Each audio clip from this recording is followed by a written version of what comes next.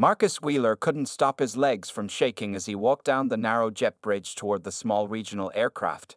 His brown backpack, filled with aviation magazines and flight manuals, bounced against his back with each step.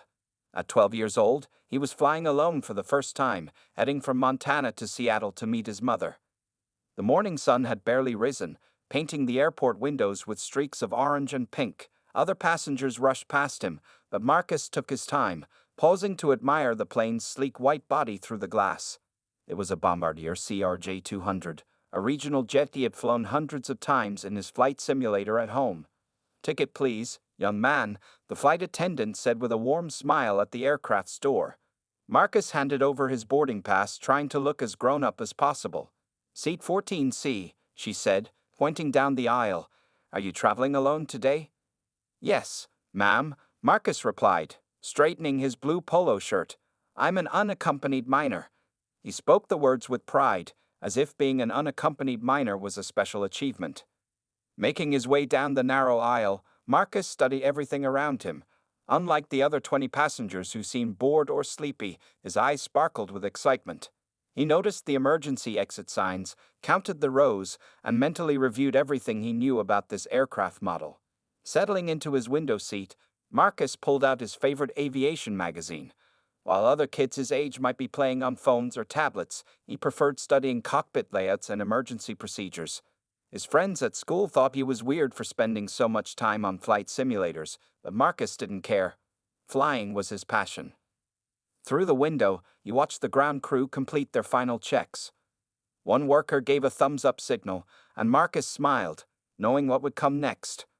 Right on cue, the engines began to whir to life, their familiar sound making his heart beat faster. "Good morning, passengers," a confident female voice came over the intercom. "This is your captain, Sarah Chen. Welcome aboard Flight 2487 to Seattle.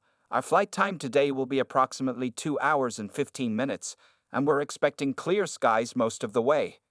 Marcus closed his eyes, imagining himself in the cockpit. He knew exactly what the pilots were doing right now, going through their pre-flight checklist, checking instruments, preparing for pushback. He had practiced these procedures countless times at home. The flight attendant began her safety demonstration, but Marcus could recite it by heart. Instead, he focused on the feeling of the plane as it backed away from the gate. The early morning sun cast long shadows across the tarmac, and frost still sparkled on the ground. As they taxied toward the runway, Marcus pulled out his small notebook. He wrote down the time, weather conditions, and flight number, just like a real pilot would.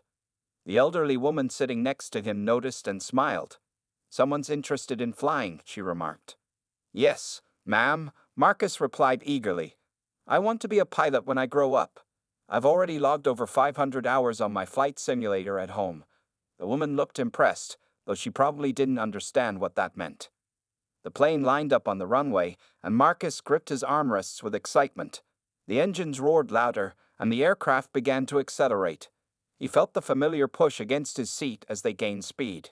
Then came his favorite part, the moment when the nose lifted and the ground fell away beneath them. As they climbed through the clouds, Marcus pulled out his aviation magazine again. This month's issue featured an article about emergency procedures, and he was particularly interested in the section about high-altitude operations. Most kids would find it boring, but to Marcus, every detail was fascinating.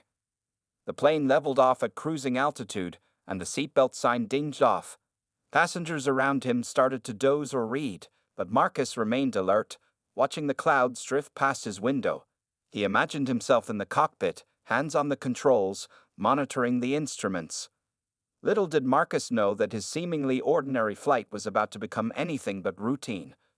For now, though, he was just a 12-year-old boy with big dreams, sitting quietly in seat 14C, his fingers drumming against the aviation magazine in his lap, while Montana's landscape slowly disappeared beneath the clouds. The first hour of the flight passed smoothly. Marcus had just finished reading an article about emergency landings when he felt something change. The plane shuddered slightly, different from normal turbulence. He looked up from his magazine, his young face turning serious as he noticed the right engine making strange sounds. Through his window, Marcus could see trails of dark smoke coming from the engine. Having studied countless aviation videos, he knew this wasn't normal. The smoke appeared in irregular puffs, like a car with engine problems. His heart began to beat faster, not from excitement anymore, but from worry. "Ladies and gentlemen," Captain Chen's voice crackled over the intercom. Marcus noticed her usual confident tone was missing. "We're experiencing some unexpected turbulence. Please return to your seats and fasten your seatbelts." The elderly woman next to Marcus grabbed his arm. "Is everything okay, dear?" she asked, her voice shaking. Marcus tried to smile reassuringly, but his eyes kept darting to the troubled engine outside his window. "It's probably just some bad weather," he said, even though he knew better. The sky ahead looked darker than usual, and the plane was flying through patches of thick clouds. The aircraft shuddered again, stronger this time, causing several passengers to gasp. Marcus watched the flight attendant, Lisa Thompson, walk quickly toward the cockpit. Her face looked worried as she knocked on the cockpit door. When it opened, Marcus caught a glimpse of the first officer, James Miller, who looked pale and unsteady on his feet. The plane took another sharp shake, causing drinks to spill and overhead bins to rattle. Marcus heard frightened whispers from other passengers. A baby started crying somewhere in the back. The "fasten seatbelts" sign flashed on with an urgent ding. "Something's wrong with the pilots," a passenger whispered loudly from the row behind Marcus. He turned around to see a businessman pointing toward the cockpit. Through the small gap in the curtain, Marcus could see First Officer Miller holding his head, looking dizzy. Lisa, the flight attendant, rushed back to the cockpit with a first aid kit. The plane started to drift slightly to one side, then corrected itself sharply. Marcus knew enough about flying to understand that the pilots were struggling to maintain steady control. "This is Captain Chen." The intercom crackled again, but her voice sounded weak and breathless. We are. The message cut off abruptly. The plane lurched to one side, causing more screams from the passengers. Marcus watched in horror as Lisa stumbled out of the cockpit, her face pale and sweaty. She took 2 steps down the aisle before collapsing. Several passengers jumped up to help her, but they too began to feel dizzy and disoriented. The plane began to lose altitude. Marcus could feel it in his stomach, like being in a fast elevator going down. He quickly looked at his window, seeing the altimeter dropping rapidly. The ground was becoming clearer through the clouds, which wasn't a good sign at this point in the flight. Warning lights started flashing in the cabin. The oxygen masks dropped from the ceiling, swaying with the plane's unsteady movement. Passengers scrambled to put them on, many struggling with shaking hands. Marcus remembered everything he'd read about emergency situations. He knew that at high altitudes, loss of cabin pressure or contaminated air could cause people to lose consciousness quickly. The symptoms he was seeing, dizziness, confusion, people passing out, all pointed to a serious problem with the plane's air system. Through the chaos, Marcus remained surprisingly calm. Years of simulated emergency scenarios had prepared him for this moment, even though he never thought he'd actually use that knowledge. He looked toward the cockpit again, realizing with growing dread that both pilots were probably unconscious. The plane took another sharp dip, and this time it didn't level out. Warning alarms blared through the cabin. Most of the adult passengers were either unconscious or too dizzy to help. Marcus knew he had to make a decision fast. Unbuckling his seatbelt, Marcus stood up on shaky legs. The plane was tilting forward more with each passing second. He could hear the engines straining and feel the aircraft losing its battle with gravity. Taking a deep breath, he began making his way toward the cockpit. "Let me fly the plane," he shouted, his voice carrying over the sound of alarms and crying passengers. The situation was desperate, but Marcus knew that everything he had learned, every hour spent on his flight simulator, had been preparing him for this moment. As he reached for the cockpit door, he prayed his practice would be enough to save everyone on board. Marcus Wheeler sat in the cockpit of a professional flight simulator, his hands steady on the controls. The massive screen in front of him showed a perfect summer day, with fluffy clouds floating in a blue sky. This was his reward from the airline, weekly lessons in their actual training facility. "Perfect approach, Marcus," his instructor said, watching as he guided the simulated aircraft toward the runway. Captain Sarah Chen sat behind them, fully recovered and smiling. She had become Marcus's mentor since the incident, teaching him everything she knew about flying. Life had changed dramatically in the month since the emergency landing. Marcus had appeared on national television shows, been interviewed by aviation magazines, and received awards from pilot associations. But what made him happiest was that he was learning to fly properly now. You know, Captain Chen said as Marcus completed another perfect landing, in 20 years of flying, I've never seen anyone with such natural talent. She had made a full recovery from the carbon monoxide poisoning, along with First Officer Miller and Flight Attendant Lisa. The investigation had revealed that a cracked engine part had leaked carbon monoxide into the cockpit air system. The airline had checked all their other planes and fixed the problem. They had also improved their safety systems, using Marcus's experience to make flying safer for everyone. After finishing the simulator session, Marcus walked through the airline's training center. Pictures from that rainy day hung on the walls. The plane in the grass, emergency vehicles surrounding it, Marcus being interviewed. Under the largest photo was a plaque that read, "Courage knows no age." "Your next lesson is Tuesday," Captain Chen said as they left the building. "But remember, homework first. School is still more important than flying." Marcus nodded. His teachers had been understanding about his new schedule, especially since he'd become the most famous student in school history. At home that evening, Marcus sat at his old flight simulator setup. It seemed simple compared to the airline's professional equipment, but he still loved it. This was where it had all started, where he had learned the skills that saved those passengers. His phone buzzed with a message from Tom, the air traffic controller. They had become good friends, meeting regularly for lunch where Tom would share stories from his years of guiding planes. "Ready for the air show next week?" the message read. The air show was going to be special. Marcus had been invited as a guest of honor, along with the passengers and crew from the flight. They would all meet again, this time under much happier circumstances. Marcus's mother came into his room, carrying a letter. "Another thank you note," she said, handing it to him. They still received letters every week from passengers and their families. The elderly woman who had sat next to him wrote regularly, always ending her letters with, "To my guardian angel pilot." Opening his desk drawer, Marcus added the letter to his collection. Next to the letters was a special pilot's logbook, given to him by the airline. They had officially recorded his emergency landing as his first flight hour. "The hardest hour any pilot has ever earned," the chief pilot had said. That night, as Marcus got ready for bed, he looked at the model planes hanging from his ceiling. They didn't seem like just toys anymore.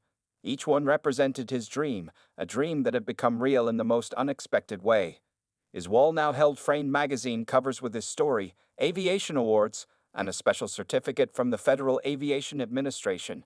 But his favorite item was a simple framed photo of him with Captain Chen, First Officer Miller, Lisa Thompson, and Tom, all smiling together at the hospital after they recovered. "Time for bed," his mother called. "You have school tomorrow."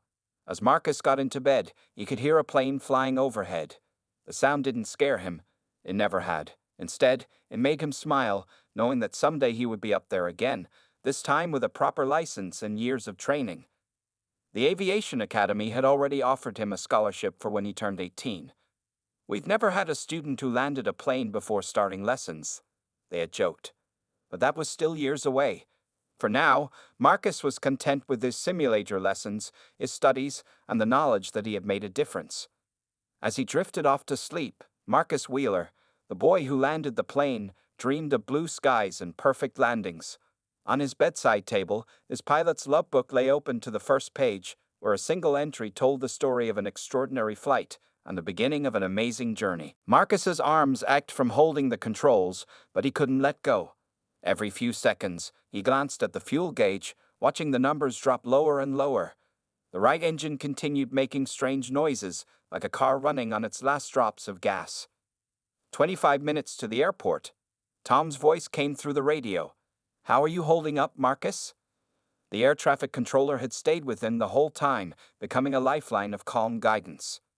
"I'm okay," Marcus replied, though his voice betrayed his tiredness. "But the right engine sounds worse." And he paused, not wanting to say the scary truth. "And I've never actually landed a real plane before."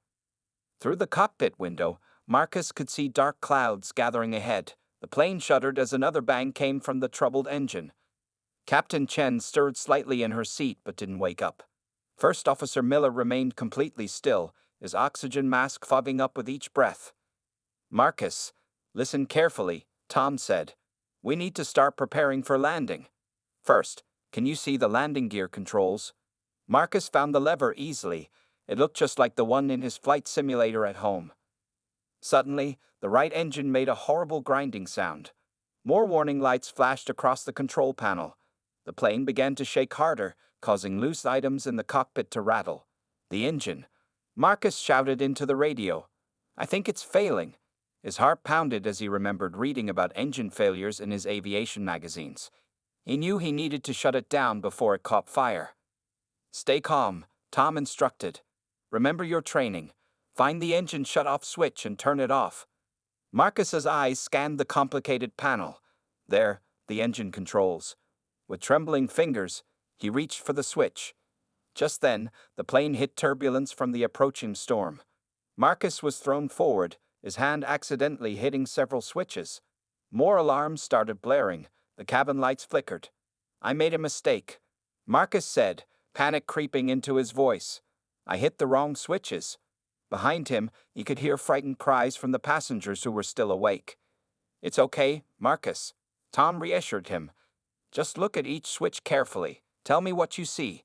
Taking deep breaths, Marcus forced himself to focus. One by one, he described the switches he hit. With Tom's help, Marcus fixed his mistakes. Then, carefully, he turned off the failing engine. A horrible grinding sound stopped, but now they were flying on only one engine. The plane tilted slightly to one side. You did it, Tom said proudly.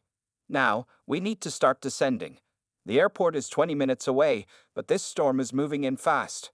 We have to get you on the ground before it hits. Marcus looked at the dark clouds ahead. Lightning flashed in the distance.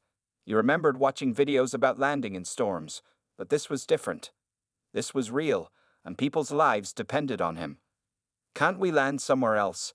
Marcus asked, his voice small and scared for the first time since taking control. Somewhere without the storm. I'm sorry, Marcus, but we don't have enough fuel to try another airport. Tom explained gently. This is our best chance, and you can do this. You've already proven you're an amazing pilot. Amazing pilot. The words gave Marcus a boost of confidence. He thought about all the times he practiced emergency landings in his simulator. He thought about his mother waiting in Seattle, probably worried sick about him now that the news had spread. Okay, Marcus said, straightening in his seat. Tell me what to do next. He adjusted his oxygen mask and gripped the controls tighter. The plane was still flying steady, even with one engine. Through the clouds ahead, Marcus caught a glimpse of the ground far below. Somewhere down, there was the airport where he would have to land this plane. The storm was moving in from the left, its dark clouds looking like an angry wall. The fuel gauge numbers continued to drop. Warning lights still flashed about the dead right engine. Captain Chen and First Officer Miller remained unconscious beside him. But Marcus felt different now. The initial panic had been replaced by a strange calm. He knew the hardest part was still to come. Landing a plane in a storm, with one engine, low fuel, and no real experience, it seemed impossible. But Marcus Wheeler, the 12-year-old boy who had spent countless hours practicing for this moment, was ready to try. Dark storm clouds surrounded the plane as Marcus began the descent. Lightning flashed closer now, illuminating the cockpit with bright bursts of light. The single working engine strained as rain began pelting the windshield. Airport in sight, Marcus reported to Tom, spotting the distant runway lights through breaks in the clouds. His hands were sweating inside his flight simulator gloves, the ones his mother had bought him for his birthday, never imagining he'd use them in a real emergency. Good work, Marcus, Tom responded through the radio. Now, we need to lower your landing gear. Look for the lever with the wheel symbol. Marcus found it easily. It was exactly where it was in his simulator setup at home. With a loud mechanical groan, the landing gear descended. 3 green lights appeared on the panel, showing all wheels were locked in position. At least something was working properly. Gear down and locked, Marcus said, just like he'd heard real pilots say in videos. The plane shook harder as they entered the storm properly. Rain drummed against the windows, making it difficult to see. Behind him, the passenger cabin had grown quieter. Some people were still unconscious, while others sat in terrified silence, watching the storm through their windows. The elderly woman who had sat next to Marcus was saying prayers in a soft voice. Listen carefully, Tom said, his voice serious. "You're going to land in heavy rain. Remember what you learned about wet runways. They're slippery. You'll need to come in slower than normal." Marcus nodded, forgetting Tom couldn't see him. "Slower than normal," he repeated. "Like landing on ice in the simulator." He adjusted the flaps, remembering all his practice sessions. Suddenly, lightning struck dangerously close to the plane. The radio crackled with static, and Tom's voice cut out. "Hello, Tom," Marcus called desperately. Only static answered him. The plane was at 5,000 feet now, descending through the storm. Marcus could see the airport below, but the rain made everything blurry. Without Tom's voice guiding him, he felt very alone. Captain Chen stirred in her seat, making a small noise. For a moment, Marcus hoped she was waking up, but she remained unconscious. The responsibility still rested entirely on his young shoulders. "I can do this," Marcus whispered to himself, "just like in the simulator. Just like all those practice landings." He remembered his father's words from long ago. "When you're scared, focus on what you know." The runway was getting closer. Marcus could see emergency vehicles with flashing lights lined up along both sides. The plane buffeted in the strong winds, making it hard to keep steady. At 1,000 feet, the radio suddenly crackled back to life. "Marcus? Are you there?" Tom's voice returned, filled with worry. "The lightning knocked out our connection." "I'm here," Marcus replied, relief flooding through him. "Almost at the runway, but the rain, I can barely see it." "Follow the lights," Tom instructed calmly. "They'll guide you down. Remember to keep your speed up a little because of the one engine, but not too fast because of the wet runway." Marcus felt like his heart would burst from concentration. Everything he'd learned, everything he'd practiced, came down to these next few minutes. The runway lights grew larger, breaking through the rain in bright lines. At 500 feet, another problem appeared. The wind was pushing the plane sideways, trying to force them off course. Marcus remembered his crosswind landing training. He turned slightly into the wind, keeping the plane lined up with the runway. "Almost there," Tom encouraged. "Looking good, Marcus." Nice and steady. The ground was rushing up now. Marcus could see individual vehicles, their emergency lights flashing through the rain. 200 feet, 100 feet, the plane shuddered in the wind. Marcus's arms ached from fighting the controls. The single engine whined with effort. Rain streamed across the windshield. This was it, the moment of truth.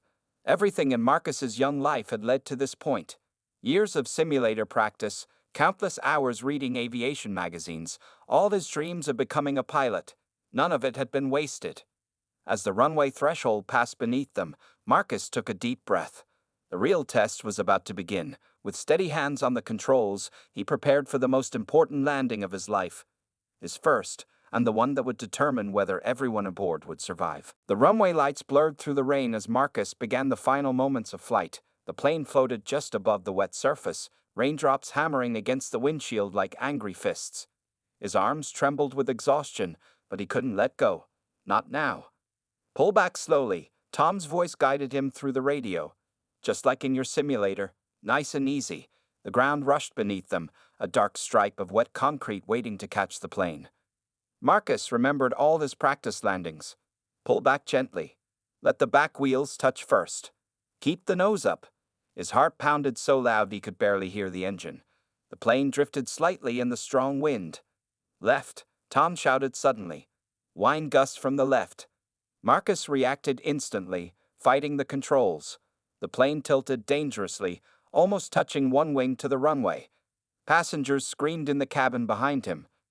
With all his strength, Marcus leveled the wings. The back wheels touched down with a screech of rubber on wet concrete. Spray flew up from the tires, creating clouds of mist in the rain, but they weren't safe yet. The nose of the plane was still in the air. Marcus held it there, just like he'd learned. Let the plane slow down first. Don't drop the nose too fast. Rain and wind battered the aircraft as it sped down the runway. "Brake gently," Tom reminded him. "The runway is wet." Marcus pressed the brake pedals carefully, feeling the plane resist. They were going too fast. The end of the runway was coming up quickly through the rain. Behind him, loose items tumbled through the passenger cabin. The elderly woman's prayers grew louder. Captain Chen and First Officer Miller remained unconscious in their seats, rocking with the plane's movement. The nose wheel finally touched down with a hard bump. Marcus gripped the brakes harder, fighting to keep the plane straight. They were still moving too fast. Warning lights flashed as the anti-skid system worked desperately to prevent the wheels from locking. "We're running out of runway," Marcus called into the radio, his voice high with fear. Through the rain, he could see the end of the concrete approaching. Beyond it was grass, then a fence, then trees. "Use the emergency brake," Tom instructed urgently. The red handle. Marcus grabbed the emergency brake handle and pulled with all his might. The plane shuddered violently, everyone thrown forward against their seat belts. Tires screamed against wet concrete. The plane slowed dramatically, but the end of the runway kept coming. Marcus watched in horror as they ran out of concrete. The nose wheel hit grass, mud spraying up onto the windshield. But they were slowing. Finally, incredibly, the plane came to a stop, its nose in the grass but still on the airport property. They had made it. They were safe. For a moment, everything was silent except for the sound of rain on the metal skin of the aircraft. Then the cabin erupted in cheers and crying. The passengers who were still conscious began clapping and shouting with relief. Emergency vehicles raced toward them, their lights flashing through the rain. Medical teams were already running across the wet grass. Marcus sat in the captain's seat, his hands still gripping the controls, unable to believe what he had just done. "You did it, Marcus," Tom's voice came through the radio, thick with emotion. "You actually did it. You just saved everyone on this plane." Marcus felt tears running down his cheeks, mixing with the sweat on his face. The emergency crews reached the plane first. They threw open the cabin door, helping passengers evacuate. Medical teams rushed to help the unconscious pilots and flight attendant. Someone came to the cockpit and helped Marcus unbuckle his seatbelt. His legs were shaking so badly he could barely stand. As he stepped out of the cockpit, the passengers who were awake started clapping again. The elderly woman who had sat next to him grabbed his hand and kissed it, tears in her eyes. Outside, the rain was still falling, but the storm was moving away. Emergency vehicles surrounded the plane, their lights painting the wet grass in red and blue. News cameras were already arriving at the airport fence. Marcus Wheeler, the 12-year-old boy who had just landed a commercial aircraft in a storm, stood in the rain and looked back at the plane. Somehow, against all odds, he had done it. He had saved everyone aboard. A paramedic draped a blanket around his shoulders and led him toward an ambulance. In the distance, Marcus could hear sirens. More emergency vehicles arriving. But all he could think about was how much this real landing had been like his simulator, and how glad he was that he had spent all those hours practicing for a moment he never thought would come. The next few hours passed in a blur for Marcus. Paramedics checked him over in the ambulance, amazed to find that besides exhaustion and slightly sore arms, he was perfectly fine. They gave him hot chocolate and kept the warm blanket around his shoulders as reporters gathered outside. News helicopters circled overhead, their cameras zooming in on the plane sitting in the wet grass. The rain had stopped, but water still dripped from the aircraft's wings. Emergency crews worked to help the last passengers off the plane, while medical teams treated those who had been unconscious. "Your mother is on her way," a police officer told Marcus kindly. "She caught the first flight from Seattle when she heard the news." Marcus nodded, still feeling dazed. Everything that had happened seemed like a dream now. Captain Chen and First Officer Miller were taken to the hospital, along with flight attendant Lisa Thompson. Doctors said they would all recover fully. The problem had been a slow carbon monoxide leak in the cockpit, which explained why they had gotten sick at high altitude. Inside the airport terminal, passengers from the flight waited to give their statements to investigators. Many of them came to thank Marcus, some with tears in their eyes. The elderly woman who had sat next to him kept telling everyone how she had known there was something special about him from the start. "The way he studied that aviation magazine," she said, patting Marcus's hand. "God sent us our own guardian angel today." Marcus blushed, not used to so much attention. Investigators from the National Transportation Safety Board arrived, looking serious in their dark blue jackets. They needed to talk to Marcus about everything that had happened. In a quiet room off the main terminal, Marcus told them the whole story. He described how he had noticed the engine problems first, then the pilots getting sick, He explained every decision he had made, every control he had adjusted, every conversation with air traffic controller Tom. The investigators recorded everything, looking increasingly impressed. In 20 years of investigating aviation incidents, one of them said, "I've never seen anything like this. You did everything by the book, son. Everything." His colleague nodded in agreement, still writing notes. A tall man in a pilot's uniform came to shake Marcus's hand. He was the chief pilot for the airline. "We'd like to offer you something," he said, smiling. "How would you like to try our professional flight simulator? The real one we use to train our pilots." Marcus's eyes lit up for the first time since landing. "Really? The actual simulator?" The chief pilot nodded, and for a moment, Marcus forgot about how tired he was. Then the door burst open, and Marcus's mother ran in. "Marcus," she cried, wrapping him in a tight hug. She was crying and laughing at the same time. "My brave, amazing boy."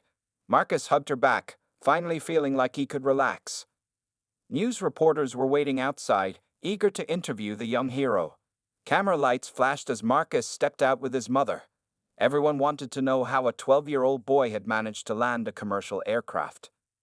"I just did what I practiced in my simulator," Marcus explained simply. "And Tom helped me a lot." As if on cue, a man walked through the crowd, Tom, the air traffic controller who had talked him through the landing. Tom had tears in his eyes as he hugged Marcus. "You were the bravest pilot I've ever worked with," he said. "And I've worked with thousands." Marcus felt proud, but also embarrassed by all the praise. Later that evening, as Marcus sat with his mother in a quiet corner of the airport, his phone buzzed with messages. His friends from school had seen him on the news. His flight simulator group chat was exploding with excitement. "Are you okay?" his mother asked softly, noticing how quiet he had become. Marcus thought about the question carefully. "I think so," he said finally. "It's just, I always dreamed of being a pilot, but I never thought my first real flight would be like this." He paused, then added, "Do you think they'll still make me wait until I'm 18 to get my pilot's license?" His mother laughed and hugged him again. Outside the window, Marcus could see his plane still sitting in the grass, surrounded by flashing lights. It looked peaceful now, no longer the scene of terror it had been just hours ago. Tomorrow, there would be more interviews, more questions, more thank yous. But for now, Marcus Wheeler, the youngest person ever to land a commercial aircraft in an emergency, just wanted to rest and dream about his next flight. Hopefully one where he wasn't the only pilot awake. Marcus Wheeler sat in the cockpit of a professional flight simulator, his hands steady on the controls.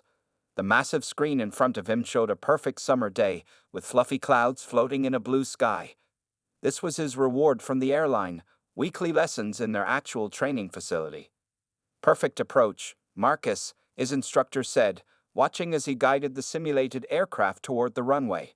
Captain Sarah Chen sat behind them, fully recovered and smiling. She had become Marcus's mentor since the incident, teaching him everything she knew about flying. Life had changed dramatically in the month since the emergency landing. Marcus had appeared on national television shows, been interviewed by aviation magazines, and received awards from pilot associations. But what made him happiest was that he was learning to fly properly now. "You know," Captain Chen said as Marcus completed another perfect landing, "in 20 years of flying, I've never seen anyone with such natural talent." She had made a full recovery from the carbon monoxide poisoning, along with First Officer Miller and Flight Attendant Lisa. The investigation had revealed that a cracked engine part had leaked carbon monoxide into the cockpit air system. The airline had checked all their other planes and fixed the problem. They had also improved their safety systems, using Marcus's experience to make flying safer for everyone. After finishing the simulator session, Marcus walked through the airline's training center. Pictures from that rainy day hung on the walls. The plane in the grass, emergency vehicles surrounding it, Marcus being interviewed. Under the largest photo was a plaque that read, "Courage knows no age." "Your next lesson is Tuesday," Captain Chen said as they left the building. "But remember, homework first. School is still more important than flying." Marcus nodded. His teachers had been understanding about his new schedule, especially since he'd become the most famous student in school history. At home that evening, Marcus sat at his old flight simulator setup. It seemed simple compared to the airline's professional equipment, but he still loved it. This was where it had all started, where he had learned the skills that saved those passengers. His phone buzzed with a message from Tom, the air traffic controller. They had become good friends, meeting regularly for lunch where Tom would share stories from his years of guiding planes. "Ready for the air show next week?" the message read. The air show was going to be special. Marcus had been invited as a guest of honor, along with the passengers and crew from the flight. They would all meet again, this time under much happier circumstances. Marcus's mother came into his room, carrying a letter. "Another thank you note," she said, handing it to him. They still received letters every week from passengers and their families. The elderly woman who had sat next to him wrote regularly, always ending her letters with "To my guardian angel pilot." Opening his desk drawer, Marcus added the letter to his collection. Next to the letters was a special pilot's logbook, given to him by the airline. They had officially recorded his emergency landing as his first flight hour. "The hardest hour any pilot has ever earned," the chief pilot had said. That night, as Marcus got ready for bed, he looked at the model planes hanging from his ceiling. They didn't seem like just toys anymore. Each one represented his dream, a dream that had become real in the most unexpected way. His wall now held framed magazine covers with his story, aviation awards, and a special certificate from the Federal Aviation Administration. But his favorite item was a simple framed photo of him with Captain Chen, First Officer Miller, Lisa Thompson, and Tom, all smiling together at the hospital after they recovered. "Time for bed," his mother called. "You have school tomorrow." As Marcus got into bed, he could hear a plane flying overhead. The sound didn't scare him. It never had. Instead, it made him smile, knowing that someday he would be up there again, this time with a proper license and years of training. The Aviation Academy had already offered him a scholarship for when he turned 18. "We've never had a student who landed a plane before starting lessons," they had joked. But that was still years away. For now, Marcus was content with his simulator lessons, his studies, and the knowledge that he had made a difference. As he drifted off to sleep, Marcus Wheeler, the boy who landed the plane, dreamed of blue skies and perfect landings. On his bedside table, his pilot's logbook lay open to the first page, where a single entry told the story of an extraordinary flight and the beginning of an amazing journey.